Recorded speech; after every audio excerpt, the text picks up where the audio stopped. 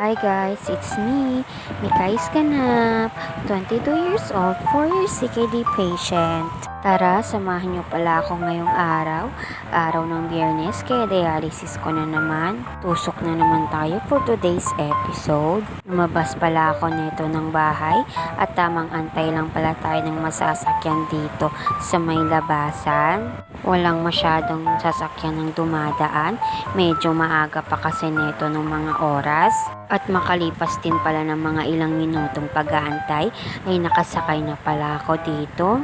At ayun, after din pala ng higit isang oras na biyahe ay nakarating na pala tayo sa may city. Before pala ako dumiretso sa ospital ay dumaan muna ako, kakain muna.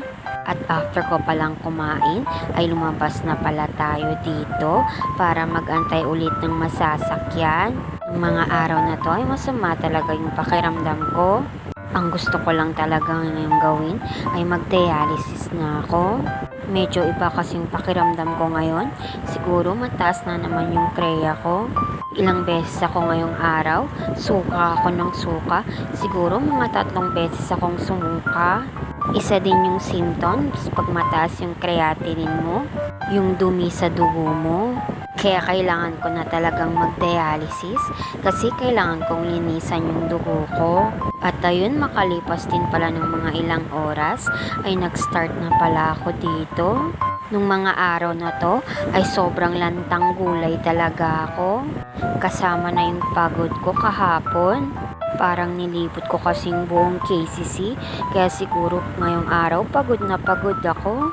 Tas kagabi hindi pa ako makatulog dahil na rin siguro sa mga kinain ko doon. O ayan, sa sobrang katigasan ko ng ulo, ito na yung nangyayari sa akin. Buong dialysis ko pala dito ay natulog lang pala ako. Himala talaga, ngayon lang ako natulog. Basta kahapon, hindi ko ma-explain yung pakiramdam ko. Sobrang hirap pala pag ganito. Akala mo kaya ko, pero hindi. Minsan napapagod din talaga kami. Hindi sa araw-araw ay malakas yung katawan namin. Buti na lang ngayong araw ay sinamahan ako ng nanay ko. Hindi ako nahirapan. Hilong-hilo lang talaga ako buong maghapon. Buti na lang sa 4 na oras na pagdadialysis ay nakatulog ako dito. Ayun lang, mababa lang yung blood flow ko ngayong araw. Padets na rin yung pistol ko. Kaya takot na ako ngayon. Nakakapagod na naman. Pag dumating tayo sa part na masisira na naman yung access natin. Another operation na naman. Yun yung ayaw na ayaw kong mangyari.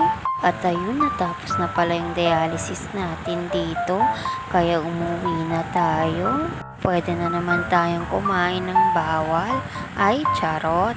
May energy na kasi tayo. Kaya bibong-bibo na naman ang mima nyo.